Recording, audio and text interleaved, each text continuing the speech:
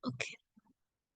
Assalamualaikum warahmatullahi wabarakatuh. Perkenalkan, nama saya Dian Azahra, NPM 22011 030 1007. Jadi di sini saya akan membahas atau menjawab kasus kecurangan Badan Usaha Milik Negara GXZ. Jadi laporan ini laporan penyimpangan di perusahaan armada daerah milik Pemprov GXZ yang dipimpin oleh Bapak Anto sebagai Direktur Utama. Laporan dari Ketua Badan Pengawas mengungkap sejumlah fakta yang berdampak pada kerugian negara.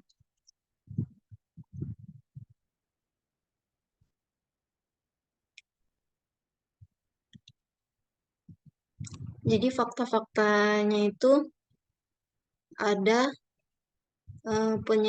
penyelidikan awal mengungkap 3 area utama penyimpangan finansial dan operasional yang dilakukan di bawah kepemimpinan Direktur Utama.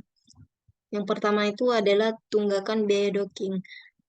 Tunggakan biaya docking kapal kepada dok perkapalan MC sebesar 234.500 per 10 Juli 2019. Padahal subsidi dari Satker, Satuan Kerja Perhubungan Darat telah dibayarkan. Yang kedua, pungutan liar atau pungli. Eh, Adik kandung Direktur Utama ini yang bernama Bapak Budi sebagai pengawas kapal meminta 500.000 per trip dari staf pengawas lapangan KMP Tanjung. Total harian mencapai, kalau dikalikan, total harian itu mencapai 3 juta. Yang ketiga, kebocoran pendapatan fee. Fee 10% dari nilai kontrak KMP 11E tahun 2018 dan 2019 tidak masuk kas perusahaan, seharusnya menjadi pendapatan kas perusahaan. Jadi di sini pertanyaannya, adakah indikasi ketidakwajaran dalam kasus tersebut? Jelas ada ya. Terdapat indikasi kuat adanya ketidakwajaran atau irregularities yang menunjukkan praktik kecurangan atau fraud di lingkungan BUMD GXZ. Yang pertama itu ada tunggakan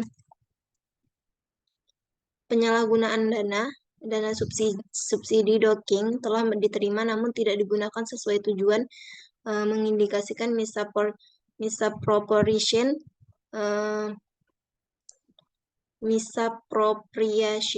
of funds atau penyalahgunaan aset tadi, itu tunggakan biaya docking sebesar 234.500. Yang kedua ada penyalahgunaan jabatan atau yang tadi kita bahas fakta-faktanya, yaitu pungli dari Bapak Pengawas Kapal, yaitu adiknya dari Bapak Anto. Dia meminta setiap harinya 500 per trip dan dikalikan dapat 3 juta. Yang ketiga ada penggelapan pendapatan. Fee konta yang tidak disetorkan ke kas perusahaan mengindikasikan revenue fraud oleh manajemen. Fee kontrak sebesar 10% tadi itu selama 2018 sampai 2019. Jadi fakta-fakta ini menunjukkan adanya pelanggaran terhadap prinsip akuntabilitas, transparansi, dan melemahnya sistem pengendalian internal.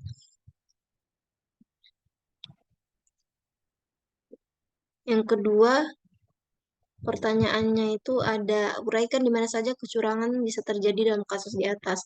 Jadi titik-titik potensi kecurangan, saya membahas di sini dari Fraud Tree dari ASFE atau Association of Certified Fraud Examiners. Terjadi beberapa titik operasional dan finansial.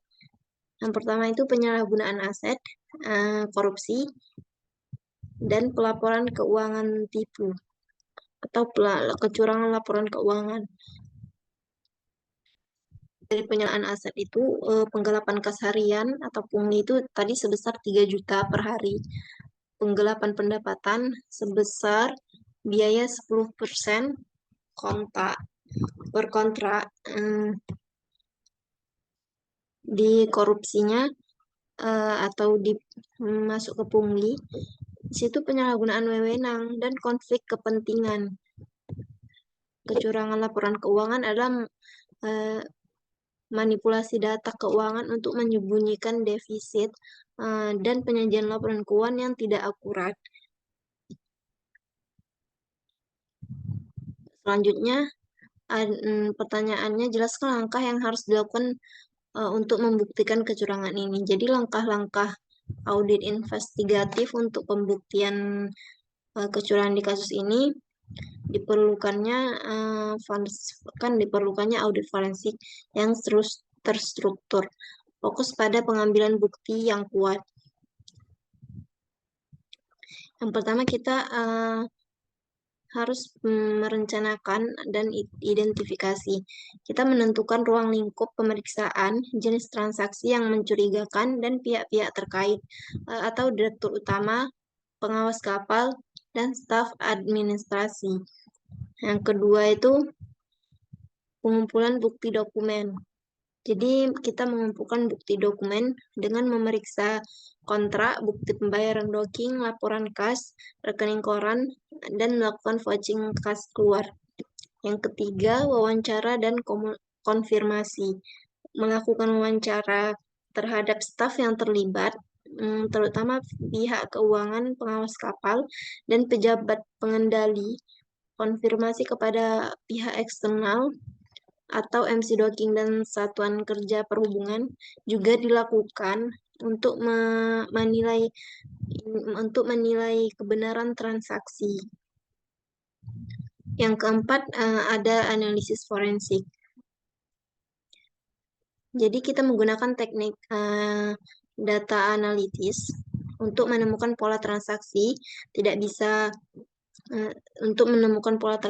tidak biasa, seperti transaksi kas yang tidak diotorisasi, pengeluaran ganda, atau selisih saldo kas. Yang terakhir, kita mengevaluasi dan perlaporan, menyusun laporan hasil audit investigatif dengan rekomendasi tindak lanjut termasuk pengambilan dana, sanksi terhadap pelaku, serta perbaikan sistem pengendalian internalnya. Selanjutnya, sebutkan kerugian atau potensi kerugian yang diderita BUMD dan transaksi tersebut. Siapa saja yang bertanggung jawabnya. Kerugiannya itu diderita oleh BUMD itu bersifat langsung atau finansial dan tidak ada bersifat langsung dan tidak langsung yang merusak operasional reputasi perusahaan. Dari kerugian langsung atau kerugian finansial langsung, biaya docking terutang 234.500.000, pendapatan fee yang digelapkan 10% kontrak 2018 sampai 2019, dan total kerugian pungli harian sebesar 3 juta.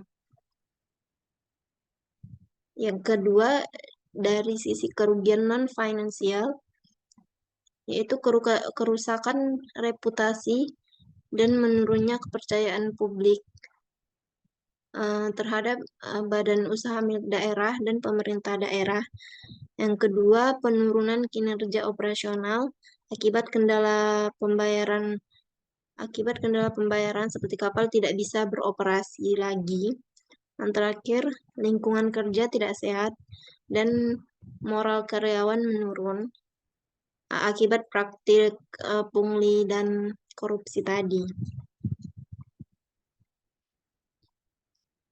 Jadi pihak-pihak yang bertanggung jawab itu melibatkan yang pertama itu Bapak Anto selaku Dirut atau Direktur Utamanya, bertanggung jawab sebagai pimpinan tertinggi atas kegagalan pengawasan dan pengendalian internal.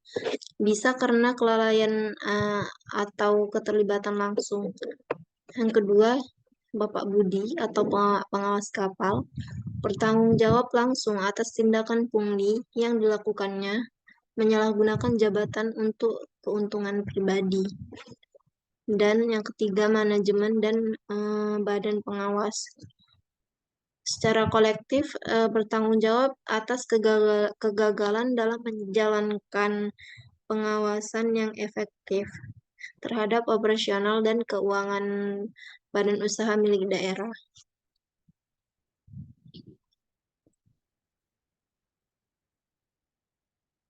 Peran dan tanggung jawab sebagai auditor itu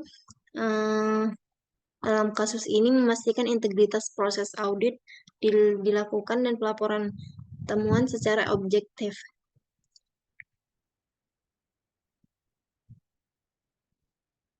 Ini pertanyaan nomor 5. Jadi peran kalau misal saya menjadi auditor, saya akan bersikap profesional, skeptisme atau profesional ya. Skeptisme profesional ini selalu bersikap kritis, orangnya dia kayak curigaan terus sama orang gitu. Tidak mudah percaya pada asumsi kejujuran manajemen, terutama dalam kasus yang melibatkan pimpinan. Dan emang kita harus bersifat skeptisme supaya karena kita lagi jadi auditor gitu, lagi mengaudit. Ini salah satu sikap auditor yang wajib. Yang kedua itu penilaian risiko fraud. Jadi mengidentifikasi di mana risiko kecurangan paling besar dan merancang prosedur audit yang sesuai. Yang ketiga, pengumpulan bukti yang relevan. Mengumpulkan bukti yang kuat dan otentik untuk membuktikan adanya kecurangan sesuai standar audit yang berlaku.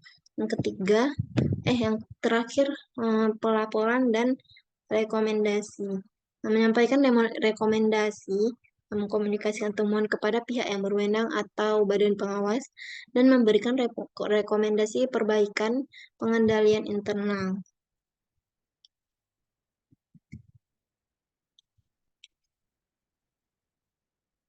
Pertanyaan yang terakhir itu jelaskan teori yang mendukung kerangka berpikir yang terkait dengan kasus ini ya. Jadi saya mengambil teori segitiga kecurangan atau fraud triangle teori yang dikembangkan oleh Donald R. Creasy. Kasus ini dapat dianalisis dan diselidiki menggunakan teori segitiga tadi. Jadi aplikasi teori segitiga kecurangan pada kasus GXZ ini, yang pertama itu kan fraud triangle itu ada tekanan atau pressure, motivasi finansial atau ambisi kekayaan pribadi yang mendorong direktur utama dan adiknya melakukan pungli dan penggelapan fee atau untuk kebutuhan pribadi mereka kan. Yang kedua itu ada opportunity atau peluang. Lemahnya pengendalian internal atau internal control weakness yang memungkinkan penyalahgunaan posisi, seperti kebocoran fee yang tidak terdeteksi dan pungli operasional. Yang terakhir ada rasionalisasi atau pembenaran diri oleh pelaku. Misalnya berhak atas uang tersebut karena jabatan dia menganggap tuh kayak korupsi itu sebagai hal yang biasa gitu, lumrah gitu. Jadi dia berhak pembenaran diri, rasionalisasi gitu. Jadi kasus ini secara jelas menunjukkan adanya peluang lemahnya kontrol, tekanan, kebutuhan finansial pribadi, dan potensi rasionalisasi yang melengkapi terjadinya berbagai tindakan kecurangan atau tunggakan docking, pungli, dan kebocoran fee tadi. Jadi, sekian jawaban saya dari kasus kecurangan GXZ ini. Wassalamualaikum warahmatullahi wabarakatuh.